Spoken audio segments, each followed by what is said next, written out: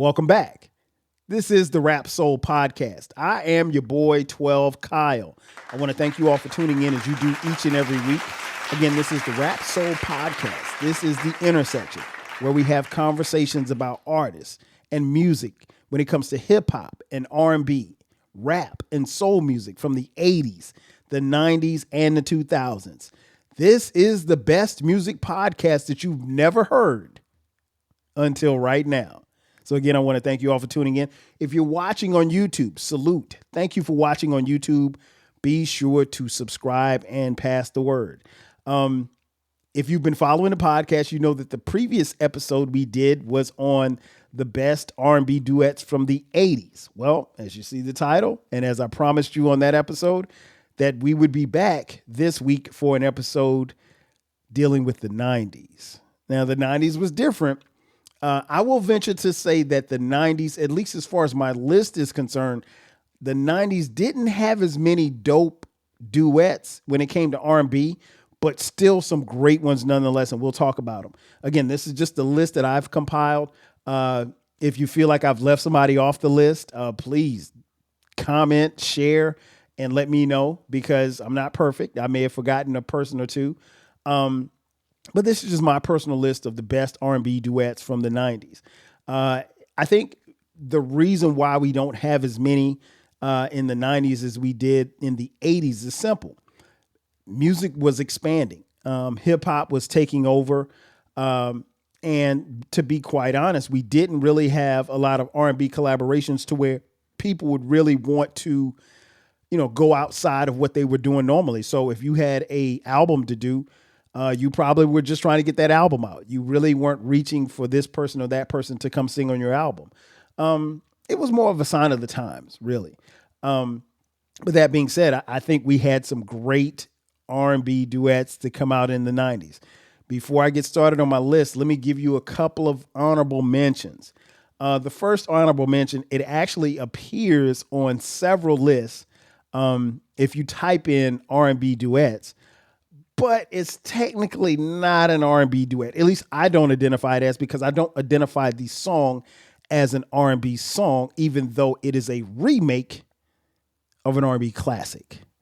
The classic song is "You're All That I Need to Get by Tammy Terrell and Marvin Gaye. Well, in the 90s, there was a remake, "All That I Need to Get by one Mary J. Blige and Method Man from the Wu-Tang Clan. Now, Method raps all over this track, so I don't consider it to be an R&B song. However, it is a duet. That we can say. It's more of a hip hop duet than an R&B duet, but if you Google some list of R&B duets, it's going to appear there. And it just depends on who you ask. I made it an honorable mention because I don't consider it to be a R&B song, but I think it was up for some R&B awards actually, but because you have, Mary singing on the hook, and I think it was, I don't know that it may have been on the remix album. I don't know that it was on or it may have been a Lucy. I don't know. It definitely didn't. I don't think it appeared on any of Method Man's albums. Nonetheless, I can't be mad at it, right? And there are not a lot of, how can I say this? I don't want to say they're bad, but there weren't a lot of great R&B duets in the 2000s, so I'll give you a couple of honorable mentions from there as well. 2004's "My Boo" with Usher and Alicia Keys. Love that song. Love that song. I was so happy when Usher performed at the Super Bowl a couple of years ago at the time of this recording. I'm so happy that he brought Alicia Keys out to do that. Love that song. That song is beautiful. In 2006, "No Air." Man, listen, that's Chris Brown and Jordan Sparks. That song is incredible. Chris Brown, I think, people are, for whatever reason, good or bad, people are in or out on Chris Brown. Regardless of whether or not you're in or out on Chris Brown, you can't deny that this song is a banger. And Jordan Sparks is as talented as they come. And in 2006, they put out some heat on that one. Go listen to it. It will not disappoint you if you're into R&B duets. But that being said, let's get on to the 90s. R&B duets, at least the best that I have compiled. And these are in no particular order, but one of my favorites. Probably is in my top three, and it ain't three. Nothing Really Matters by Lauryn Hill and D'Angelo. Man, listen, I never get tired of this song. This song it's on every slow tape that I got, or slow CD, because by this time I'm making CDs. I wasn't making tapes anymore. It's on every CD that I've made. Man, yeah, I don't know. Like, I would have loved to have gotten a prime D'Angelo and a prime Lauryn Hill collaboration album. Like, I thought that would have been incredible. I understand how this song came to be because D'Angelo was around and Lauryn Hill was around when they were making their albums respectively. But yeah, we got Lauryn Hill singing on this one. We got D'Angelo singing on this one. This song to me never gets old. Like, I can listen to it and rock out to it every day if I want to. And it was, quintessential 90s song. And at this particular time, you could make a case that Lauryn Hill was the biggest in the world as far as artists were concerned. And D'Angelo was somebody that was new and that was fresh and upcoming. And the ladies loved him. And so, but more importantly, D'Angelo had heat because his debut album, Brown Sugar, came out in 95. That put him on the map, and it just kind of took off from there. But this particular song appears on Lauryn Hill's The Miseducation of Lauryn Hill, that particular album, which I think went diamond. But yeah, check that out. If you haven't heard it, go listen to it. Again, it's in my top three, and it ain't three. Another R&B duet that was very popular in the 90s. A duet. The Boy Is Mine, Monica and Brandy. You know what was interesting about this? I like this song. I really like this song. It's not a ballad, but I really like this song. And at the time, Monica and Brandy were both up and coming. And, well, I don't want to say they were up and coming. They were probably established stars at the time. And for whatever reason, people tried to pit the two against them.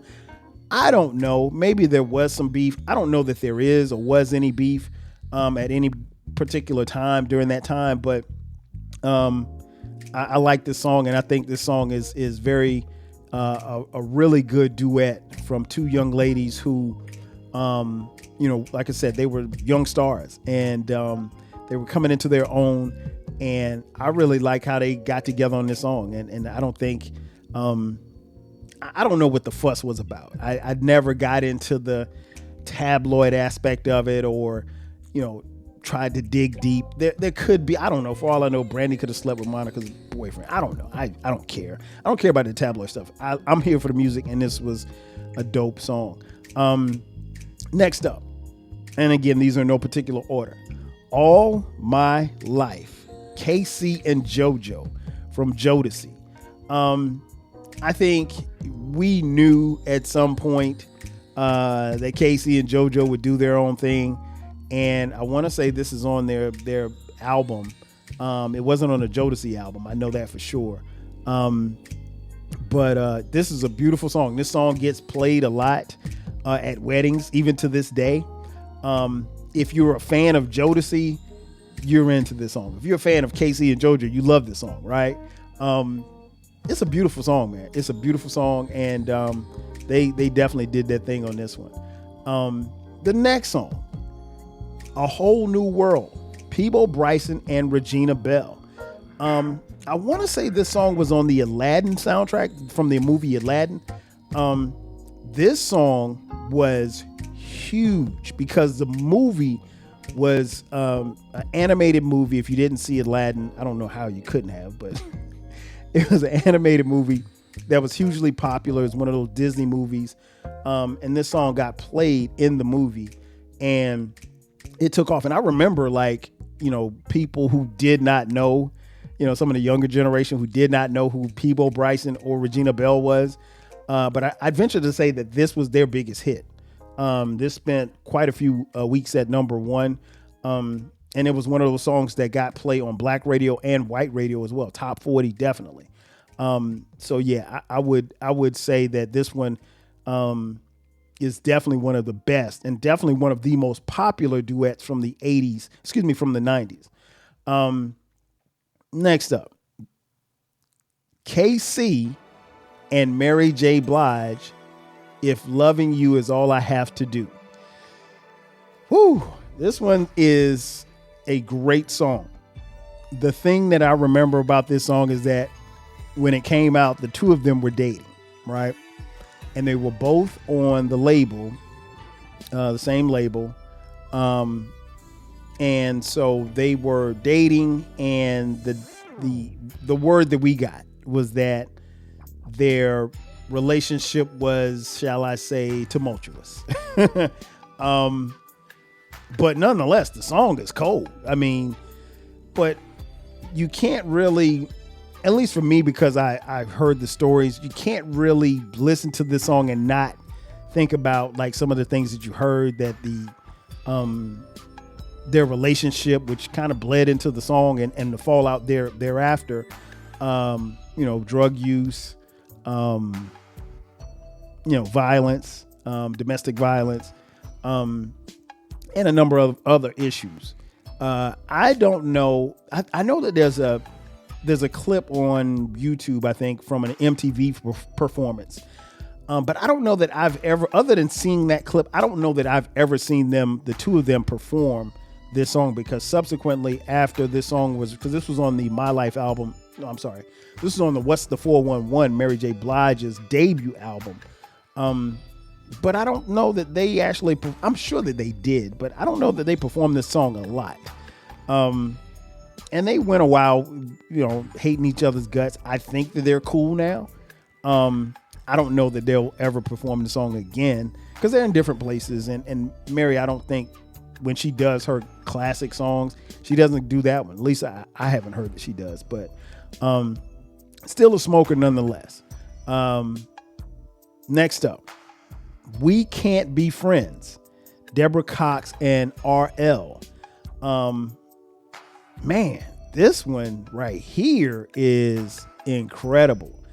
If you listen to the lyrics, I mean, it's a quintessential love song between two people who have had a relationship, but prior to that, they had a friendship, and they go from friends to lovers, and they can't go back to being friends. And I think in your lifetime, if you've had any friends that became lovers, you probably didn't go back to being friends. Or maybe even if you weren't friends, maybe if you were just, someone was your lover, and then they try to be friends after you broke up, doesn't always work.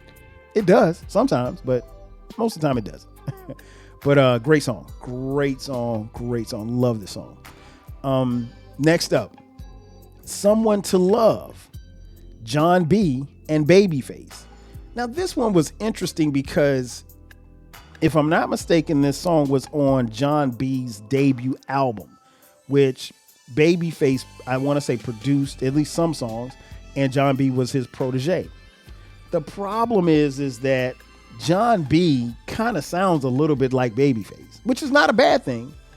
But when you hear this song, I know, like, the first couple of times I heard it, I was like, I could tell the difference between the two gentlemen, but it was kind of like overkill. But it is a great song. The song grew on me. I can't lie, it grew on me. It is definitely one of those joints from the 90s that you will remember, for real. Next up, Baby Hold On to Me, Eddie and Gerald Levert, the late Gerald Levert. As many of you know, I shouldn't have to tell you, but Eddie Levert is Gerald Levert's father. So the Leverts are some singing singers. They sing until the sun goes down. And so I love this song because, this was one of the few times where we got to hear father and son. And, I think the song means even more now that Gerald is gone. Eddie's still here with us. But this is a beautiful song, and the Leverts just have a different sound. The thing that I've always loved about the Leverts from Eddie on down to Gerald, like they have a signature sound, and their voices, you don't have anybody else in R&B that sounds like a Levert. Nowhere. Right now, we're going to take a commercial break. On the other side of the break, I'll give you a few more before we get out of here. Sit tight. We'll be back in just a second. And just like that, we are back. Once again, it's your boy 12 Kyle. This is the 12 Kyle podcast. And we're talking about the best R&B duets from the 90s, a list that I compiled myself. So if you have issue with it, take it up with me. As I mentioned before the break, I gave you a few, and I'll give you a few more before we get out of here. Again, these are in no particular order. Next one, Count on Me. CeCe Winans and Whitney Houston. Listen, if I'm not mistaken, this was on the was this on Waiting to Exhale soundtrack? I think it was on the Waiting to Exhale soundtrack. I think. Don't shoot me if it wasn't. But this is a beautiful song. What's interesting about this song is that, you know, the two participants, CeCe Winans, obviously, huge R&B not R&B, huge gospel background. She comes from a gospel singing family. And what many of you know, but quite a few of you probably don't know, so does Whitney Houston. Whitney Houston's mom, the late Cissy Houston, was a singer as well, huge gospel singer. In fact, what was interesting was I remember when Whitney Houston first came out, like this was like 84, I think, 83, 84, something like that. My mom told me, she was like, yeah, I remember her. And I was like, what do you mean you remember her? She was like, I remember. She was like, because she used to sing at our church. And I was like, what church? And then she told me that when she lived in Newark, which is where I was born, Newark, New Jersey, she went to the same church as Cissy Houston and Whitney Houston. And Whitney was a little girl. And she said she always had a voice. Like even when she was like 5, she had a voice and she would sing at 5 in the church. And so she was, came from a family that really was heavy singing in church. And obviously Whitney takes off and becomes this huge pop and R&B superstar, and the rest is history. But I thought this was a great collaboration. Love CeCe Winans. CeCe Winans is a beautiful lady and beautiful voice as well. This was a great collaboration. I love this song. Next up, Toni Braxton and Babyface. How Could an Angel Break My Heart? Listen, Toni Braxton has one of the smoothest alto voices that you will ever want to hear on a record. At the time that she was Babyface's protege. She came up under Babyface on that record label, and Babyface lent his talents to this particular song. But I love this one, man. I'm just a fan of Toni Braxton. Like, so I can't even sit here and tell you why I love this song. I love the song because Toni Braxton's on the song. But this song is a dope song, man. It is, if you have not heard it, because there are probably a few of you who may not have heard it or may not have been outside when the song dropped. Check it out when you finish listening to this episode. Next up, Nobody. Keith Sweat and Athena Cage. This one was interesting because, like, of how the song starts. It has a very slow and mellow feel to it, but Keith Sweat is very monotone throughout the song, as he is in most of his songs. But I think Athena Cage held her own, with Keith Sweat on this song. And this is a very, very popular song. I don't care if you like Keith Sweat or if you don't like Keith Sweat. Everybody knows Nobody. You can go on social media and you'll see some Nobody memes because this song still resonates to this day in 2025. Probably the sleeper of this list for the best duets from the 90s. Candlelight and You, Shantae Moore and Keith Washington. Oh my God, this song is flames for real. Like, this song was on a lot of my slow jams CDs back in the day. For one, Shantae Moore is beautiful, right? And the ladies love Keith Washington. So these were two beautiful people, I guess. And this song, man, listen, this song is it is a great, great song. I don't know why this song, and for as popular as this song was, and it got a lot of airplay on the radio. It just never blew up like I think it probably should have. But yeah, I love it. I love it. I love it. I love it. I don't think this song doesn't ever get old to me either. Next up, a little bit more up tempo joint from a actual couple. Something in Common from Whitney Houston and Bobby Brown. Now, at the time, Whitney and Bobby were married. I love this song, man. I'm probably one of the few people that really, really love seeing Whitney and Bobby together, particularly when they were, you know, in their own thing. Like I know, like the TV cameras and the reality shows, they were probably ahead of their time, but like they lived here in the city of Atlanta, like where I live, and I know several people who would see them out just on a humble, just kicking it. And they kicked it. They didn't kick it like the superstars that they were. They kicked it like regular, I mean, literally like regular people. Like one of my friends always tells a story about how he was in a hotel bar somewhere in Buckhead, and there was a piano, and he just wandered over to the piano. He started playing, and he said, all of a sudden, Whitney Houston comes by, and he said, because she and Bobby were at the bar having a couple of drinks, talking to the bartender, very inconspicuous. The way he described it was that nobody paid them any attention. So he wanders over to this piano. He starts playing a little soft music or what have you.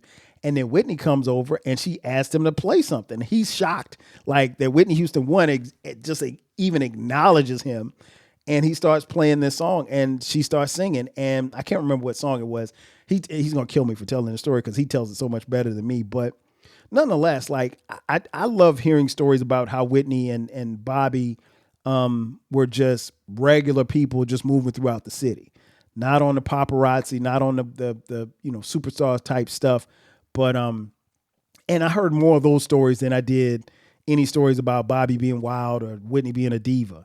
But yeah, that song anytime I hear it, man, it puts a smile on my face. Then it also is also kind of sad because Whitney's no longer with us, and I really, really wish she was here.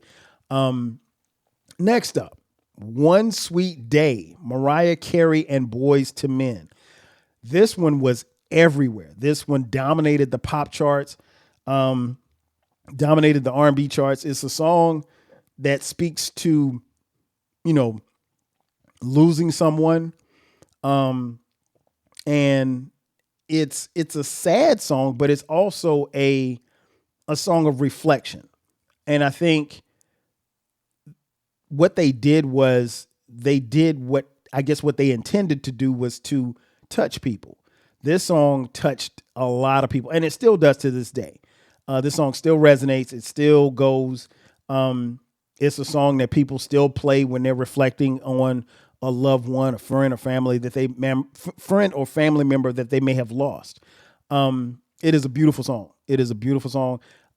It stayed, like I said, at number one for weeks at a time. So yeah, I have nothing bad to say about that song. Next up, When You Believe, the aforementioned Whitney Houston and Mariah Carey. Someone may be able to correct me on this. At least for me, I think this is the first time that I heard them together.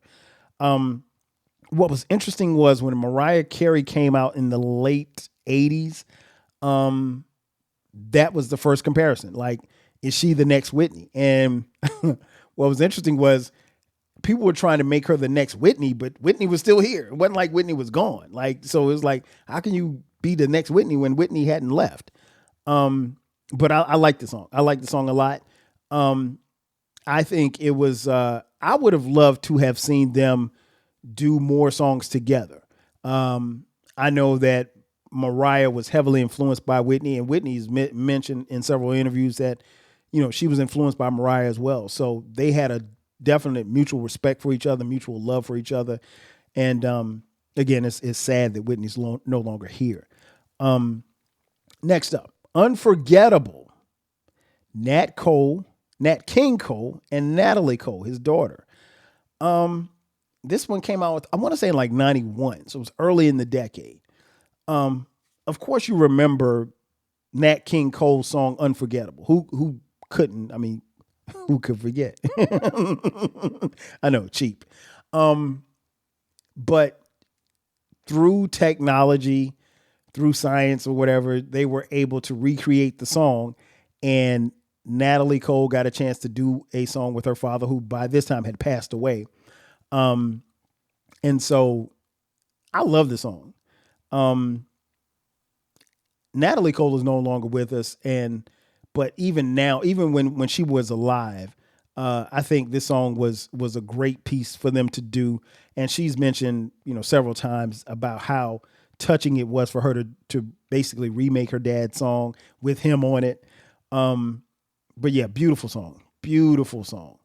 And last but not least, another one of my favorites, Spend My Life With You, Tamia and Eric Benet. Man, this song ended up on almost all my slow tapes, slow CDs. I think Eric Benet sets it off so beautiful, but Tamia is just, Tamia, Grant Hill's a lucky guy. That's all I can say. Beautiful song.